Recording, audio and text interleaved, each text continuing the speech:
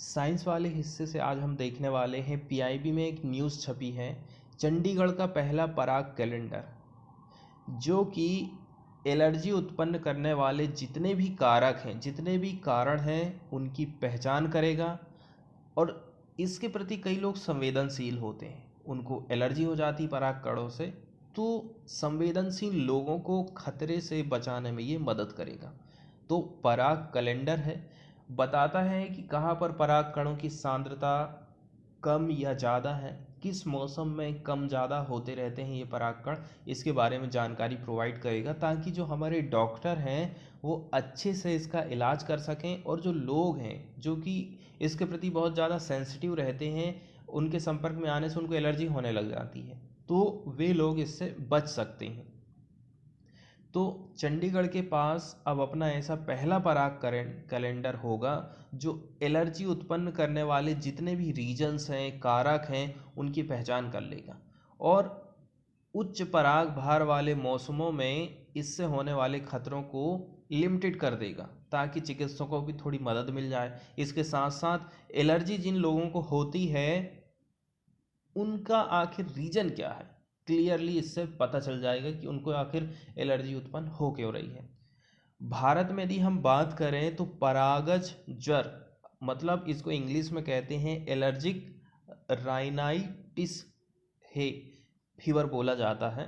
तो 20 से 30% हमारी जनसंख्या क्या इतने लोग प्रभावित हैं इस ज्वर से। और यदि बात करें 15% लोग ऐसे हैं जो कि अस्थमा मतलब दमा से पीड़ित हैं। पराग को एक प्रमुख बाहरी वायु के साथ प्रवाही एलर्जन माना जाता है। मतलब इसका ये हो गया, मनुष्यों में परागत ज्वर, एलर्जिक राइनाइटिस, अस्थमा और एक्जिमा मतलब अटोपिक डर्मेटाइटिस यानी त्वचा में खुजली और सूजन के लिए जिम्मेदार होते हैं। कौन? ये परागकण। क्या क्या? परागत ज्वर होता है, इससे अस्थमा होता है और त्वचा में खुजली और सूजन होने लगती है। पराग कैलेंडर एक विशेष भौगोलिक क्षेत्र की हम बात करेंगे इसमें। तो पार्टिकुलर जो एरिया है, यहाँ पर रेखांकित और वर्गीकृत किए गए एयरबोर्न एलर्जी कारक पराग कणों के समय की गतिशीलता का प्रतिनिधित्व करते हैं। ठीक है, क्या बताता है ये? मेनली कि हम एक पार्टिकुलर रीजन की बात कर रहे हैं, इतने एरिया की बात कर रहे हैं जहाँ पर इस प्रकार से एलर्जी पैदा करने वाले पराग कणों की अधिकता है। तो इन्हीं की जो गतिशीलता है, इसके बारे में जानकारी प्रोवाइड करता है।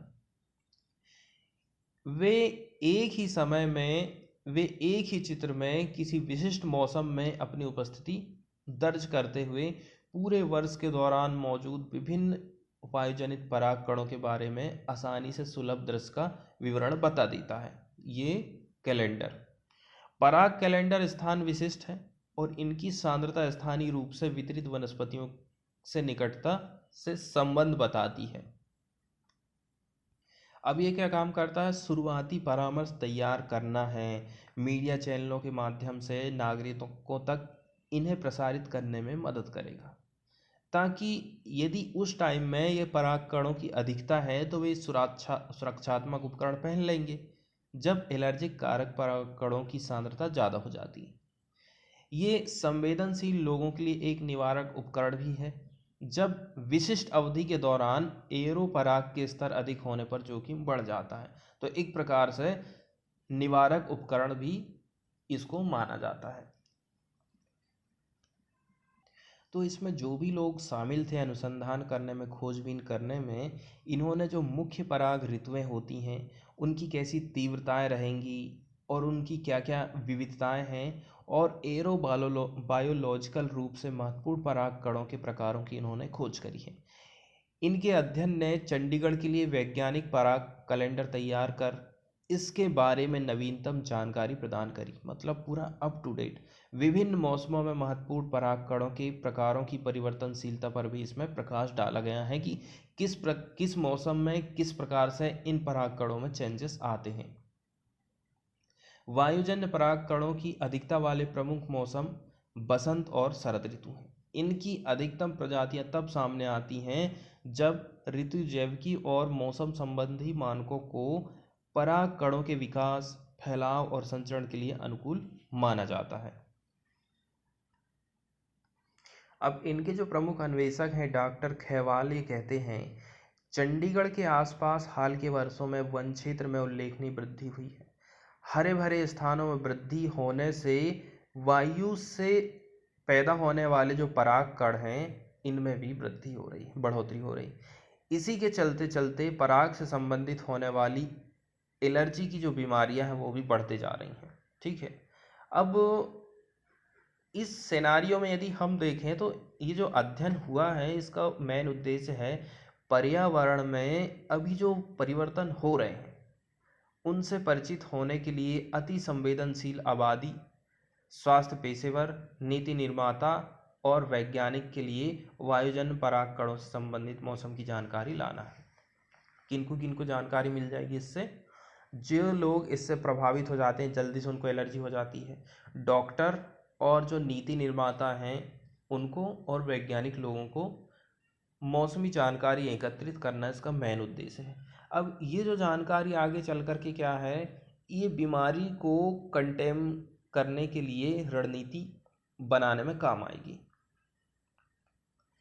इस अध्ययन के निष्कर्ष से वायुजन्य पराग कणों के मौसम की समझ को बढ़ाएंगे जिससे पराग कणों से होने वाली एनर्जी को हम कम कर सकें। देखो, यदि हम पराग कणों को सरल शब्दों में यदि देखें ना तो फूल के पराग कणों को हवा, कीड़े आदि उसी प्रकार के अन्य फूलों तक पहुंचाते हैं और फलस्वरूप फूलों में बीज बन जाते हैं। A fine as usually yellow powder which is formed in flowers।